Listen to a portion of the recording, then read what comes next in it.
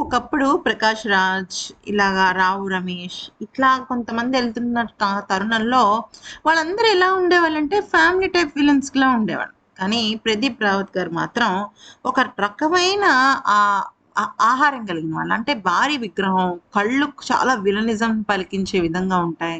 అలాగే తన మాట తీరు, ఎక్స్‌ప్రెషన్స్ అన్నీ కూడా పక్కా విలన్ అంటే ఇలానే ఉండాలి అనేటట్టుగా ఉంటుంది. ఆయన మొహంలో క్రూరత్వం ఎంత స్పష్టంగా కనిపిస్తుందో, ఆయన మనస్తత్వం మాత్రం చాలా అంటే చాలా చిన్న పిల్లవాడి మనస్తత్వం. ఎక్కడైనా సరే ఆయనకు అవమానం జరిగినా, లేకపోతే ఆయన ఏదైనా కూడా చూడకూడనిది చూసినా కూడా నిజం చెప్పాలి అంటే చాలా ఆహ్, అవమానకరంగా ఫీల్ అయ్యి అక్కడి నుంచి లేచి వెళ్ళిపోతారనమాట.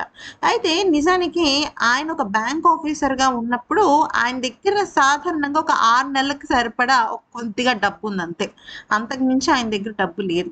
కానీ వన్స్ ఆయన సినిమాలు చేయడం మొదలుపెట్టిన తర్వాత దాదాపుగా 150 సినిమాలకు పైగా ఆయన నటించారు. తెలుగు గానీ, హిందీ కానీ, తమిళ్‌లో కానీ ఇంకా చాలా లాంగ్వేజెస్‌లో ఆయన నటించినప్పటికీ కూడా బాగా ఫేమస్ అయితే ఇదని చెప్పొచ్చు.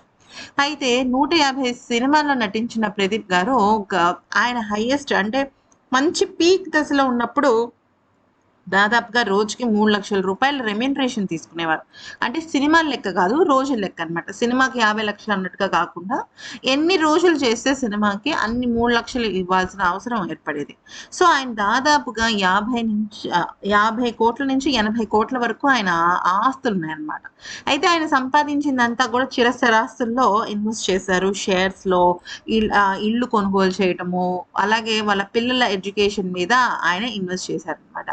అయితే దాదాపుగా ఆయనకి 80,00,00,000 ఆస్తులున్నాయి. అంతేకాకుండా రాబోయే రోజుల్లో అవి 100,00,00,000కు పైగా అయ్యే అవకాశాలు కూడా కనిపిస్తున్నాయి. ఆయన ఎక్కడా కూడా విపరీతమైన విలాసాలకైతే అసలు ఆయన ఎప్పుడూ వెళ్లరు. ఆయనకు కావాల్సినంత మాత్రం ఆయన చక్కగా చూసుకుంటారనమాట.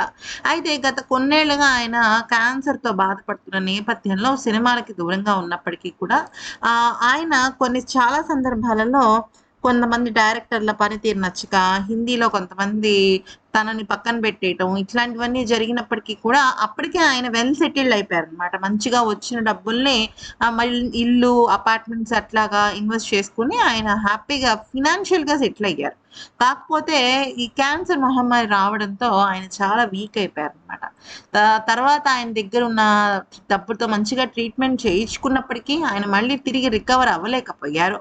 అంటే అయినా కూడా మళ్ళీ తిరగబెట్టింది క్యాన్సర్. అది విషయం. ఈ వీడియో గనుక నచ్చితే లైక్ చేసి సబ్స్క్రైబ్ చేసుకోండి.